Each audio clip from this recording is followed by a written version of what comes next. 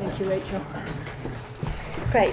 Thank you very much, and thank you all for still being here. I know you're probably extremely hungry. I am. So I shall try and keep to time. I also didn't want to do slides because this is my third talk today, and I've got some PowerPoint fatigue. The good news is that the other two talks, the other two events that I was at, there was lots of interest in this general concept and in school streets, and it feels like it's an idea whose time has come.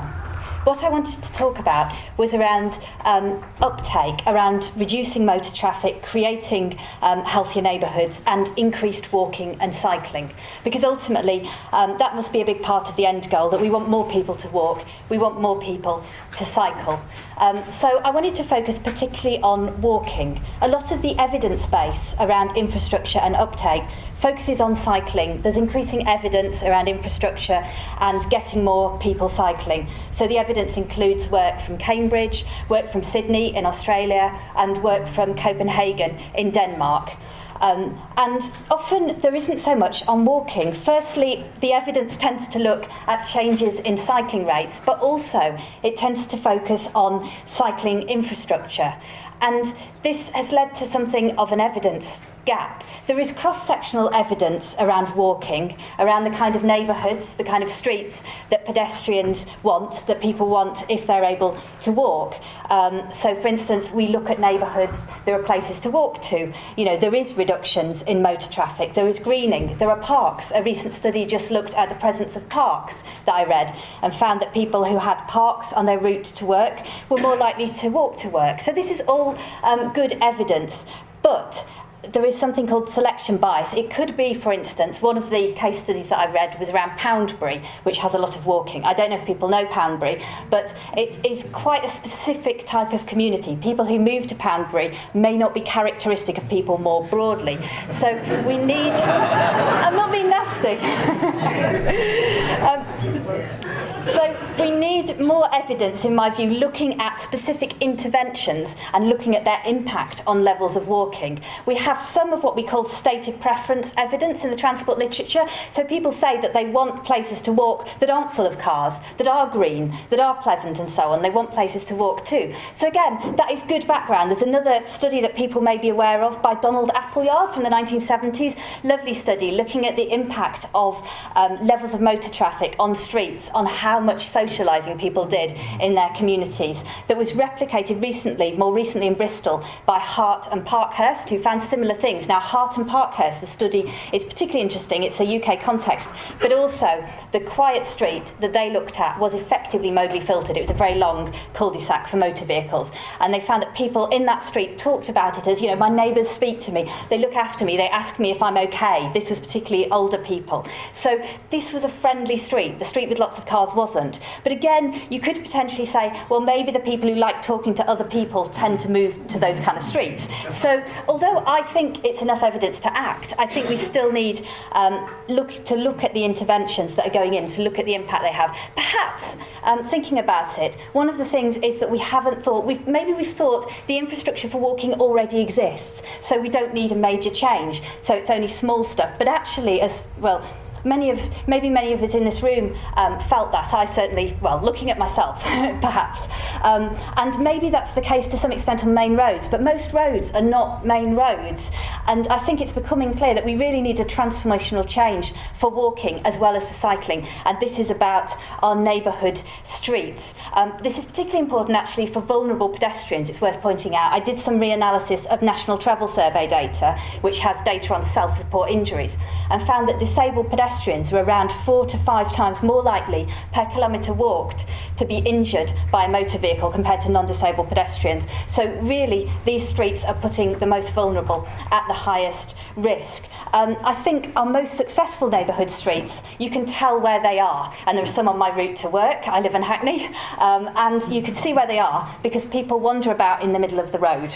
This shows that they feel safe. This shows that they feel happy to do that. And Manual for Streets suggests around a maximum of around 100 motor vehicles per hour for this to happen, I think. It needs to be quiet. These are the kind of things, I think, that could be transformational environments, but there is a lack of evaluation at the moment. But I wanted to talk to you briefly about a couple of studies that I've done in this area that are hopefully helping to contribute to the evidence base. So the first one, I think there's been some mention already of Mini Hollands. So I've been conducting a longitudinal study called the People and Places Survey that is looking at the impact of these kinds of interventions. So the study design is, it comes from epidemiology. Basically, it involves having a control group and having an intervention group. Because I think we're all probably aware active travel, walking and cycling is affected by the weather. And if you have, for instance, a really nice May, which we did last time, then you find that people do more walking and cycling. So if you're looking at the impact of interventions, you need to be able to separate out those kind of things. So we had a control group of people living in other outer London boroughs. And then we had an intervention group. We had two, actually, with the study design. We had people living in mini Holland boroughs, but we also had people living in areas where interventions had actually happened. Because if you know the programme, you know it's a 5-year programme. Things are happening bit by bit. So we wanted to be able to separate out the impact of being in a mini Holland borough from being somewhere where stuff had actually happened, had gone in on the ground. Now, the relevance of this to the topic, of course, is that some of the early interventions, and the study's only been running for a couple of years so far, were precisely low traffic neighbourhoods type things in Waltham Forest. So it was an unusual study in a sense that it's largely evaluating area-based neighbourhood motor traffic reduction type interventions so far. And there really, as I said, there really aren't many intervention studies of this kind of type looking at that. So we had over 3,000 people participate at baseline. We've retained more than half of them, which is not bad for this kind of thing. You're asking people to complete a long questionnaire year on year, saying, you know, all about their travel in the past week, telling about travel behaviour, attitudes and so on. It's quite, you know, it's quite a big thing. I think one of the things that shows how much people care about their streets, their local neighbourhood, even if we may not always agree with them, is the amount of comments that we got. We had open comment boxes, and, you know, over 60% of people also give us a load of information how they feel about their local area. And one thing that's interesting is that there is a lot of awareness of poor driver behaviour and of the problems caused, for instance, by footway parking and the impact that some of those things have, particularly on people with reduced mobility, particularly on children who can't see or be seen so easily over motor vehicles. But in terms of the quantitative results, we got some really positive early results, and this I did not expect to find results after a year necessarily. The literature on other types of intervention does suggest you may not find results after a year. So I was ready to say to Transport for London, who funded it, well, there aren't really any results after a year, but we didn't really expect it. You know, this is the kind of thing we would expect. I was all prepared to say that. But actually we found we did have positive results in the high dose areas, places where things had gone in. People were doing more active travel, and this was maintained. We've recently done the second wave at year 2, contrary to the traditional assumptions in WebTag. So this has, in year 1, around 41 minutes, in year 2, around 45 minutes. The paper is published in Transportation Research A, and there's also information about it in Travel in London 11, the TfL report. So people are walking and cycling more, 41 to 45 minutes more a week. This doesn't maybe, I don't know if it sounds much, but this will be a massive health benefit. I'm going to be doing a health benefits calculation. And the other thing that was interesting was that walking, a bigger chunk of that was walking rather than cycling.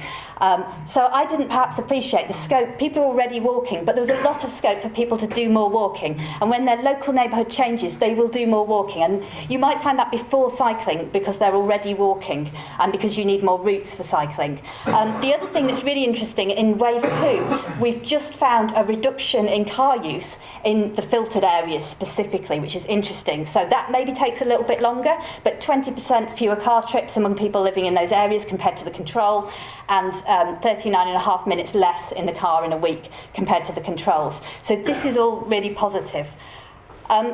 However, this study is, you know, a large-scale study. You're not going to be able to do something like that for individual small interventions. So I wanted to just finish by telling you about another study design that is more replicable across small-scale changes. This is, I don't know if people are familiar with Church Street in Hounslow at all. This is a street where they put in a modal filter. So very small scale in a sense, cost 10 grand. They put in a planter. It's a beautiful historic area that leads to the riverside. And there's a beautiful riverside pub, I can confirm, also when I did my field work.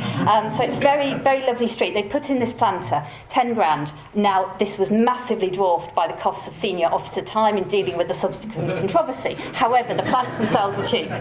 So Hounslow had done, basically, they'd done counts. They'd done pedestrian and cycle counts before and after. And these are often done by authorities. It's a good start, but if we're interested in new uptake, it's not enough. Because a lot of those people will be people who are diverting to use the new route to go through the neighbourhood or something, which is good. It shows they want, shows it's a nice environment, but it's not necessarily new walking and cycling. It's not necessarily health benefit.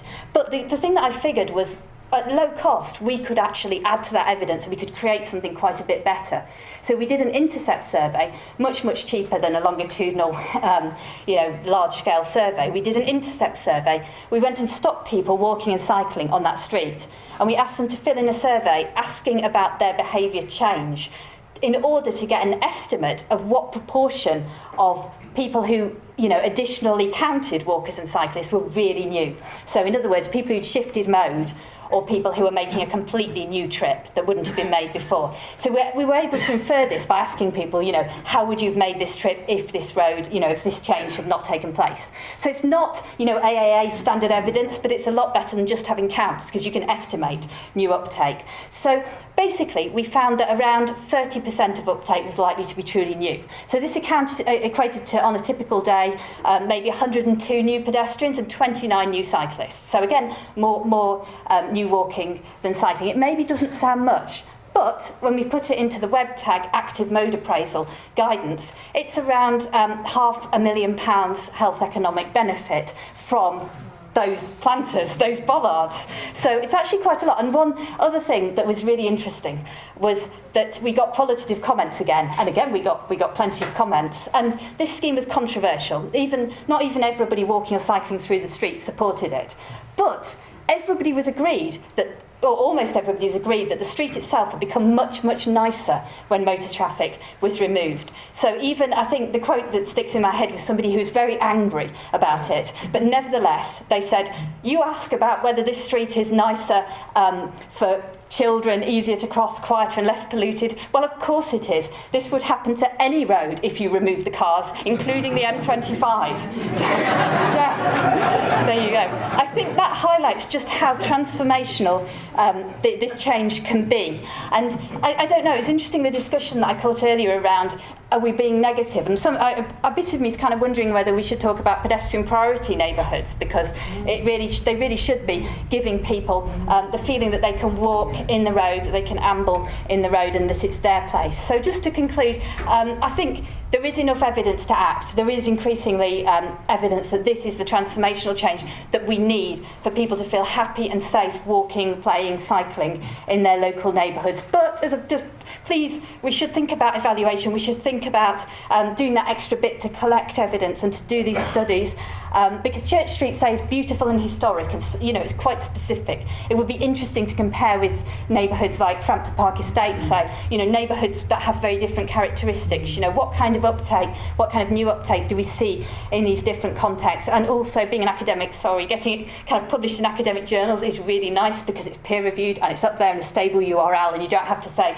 it's somewhere on authority's website. So also a plug for that. But yeah, thank you for inviting me.